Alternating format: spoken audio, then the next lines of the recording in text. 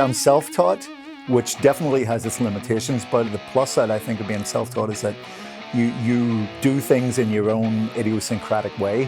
It's not necessarily the right way, but it leads to developing your own style, I think. I wouldn't necessarily recommend it for everyone, but I didn't have a choice. I literally did try to find a guitar teacher in Belfast, but I couldn't find anyone. And if I ever came across anyone who knew how to play guitar, I'd be pleading with them, please show me a lick or show me a chord, or how did you do that, you know? I mean, I once went on a date with the hottest girl in my school. It was my first date, and I got to her house. It was a Saturday afternoon, and there was a guitar in the corner. And I said, "You play guitar?" She said, "No, my mother does." And I spent the entire afternoon on the couch with her mother playing Beatles. She was showing me Beatles songs. It was the first riff I ever learned was... And the hot girl's mother taught me that, and I never got a second date.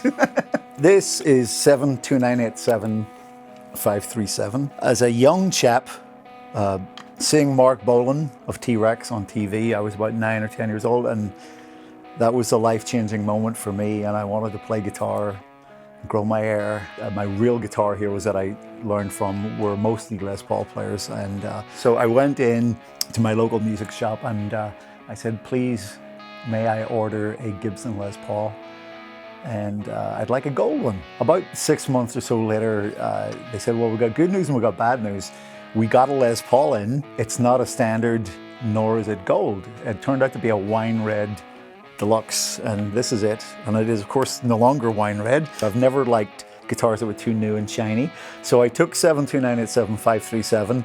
I took it home that night, and the first thing I did to it was dull it down with sandpaper. I took it to a guitar builder guy in the Belfast area, and I had him paint it matte black.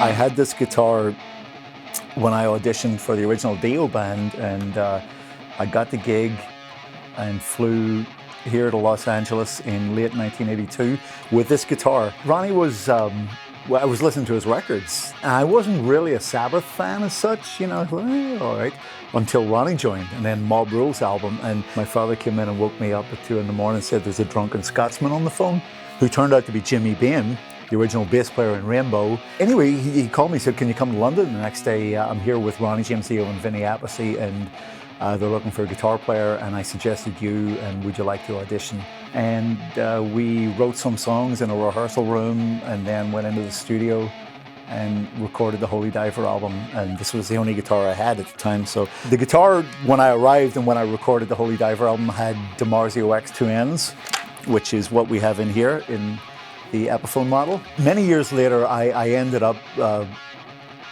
replacing the late great Steve Clark in Def Leppard after Steve had passed away.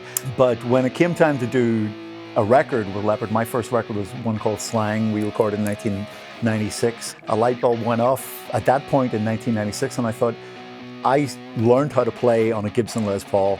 I should come back to a Les Paul. It feels more natural. Where my hands sit on the instrument, where it falls on my body, it's more comfortable to me. So from that point on, I've pretty much exclusively played a Les Paul. I own a lot of guitars now. I've been in the business for many, many years, and I've been fortunate to amass a few.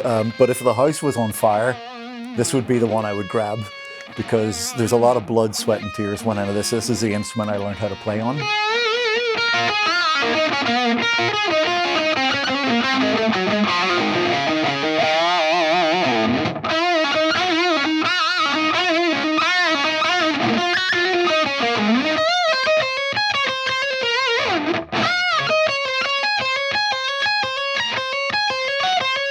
So much like 72987-537, the Epiphone has Well, actually it has 729-7537 stamped on the back here, and but it also has its own grown-up serial number. We tried to make it as close as possible to how this guitar was circa 1982.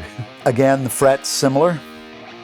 The brass nut, we did away with the toggle switch because the original one broke back in the day.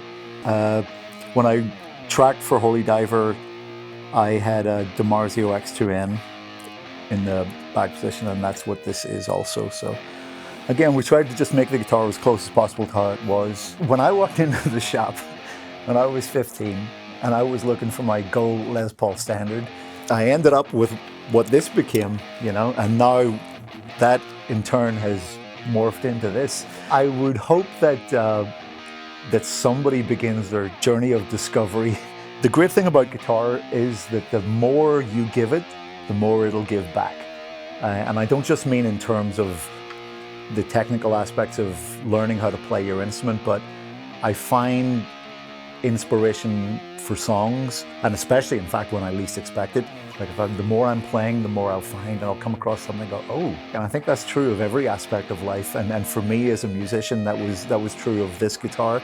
And for somebody else, I hope it's true of this one, you know? And to be honest, I mean, to be very, very candid, it's difficult as a professional to maintain your passion.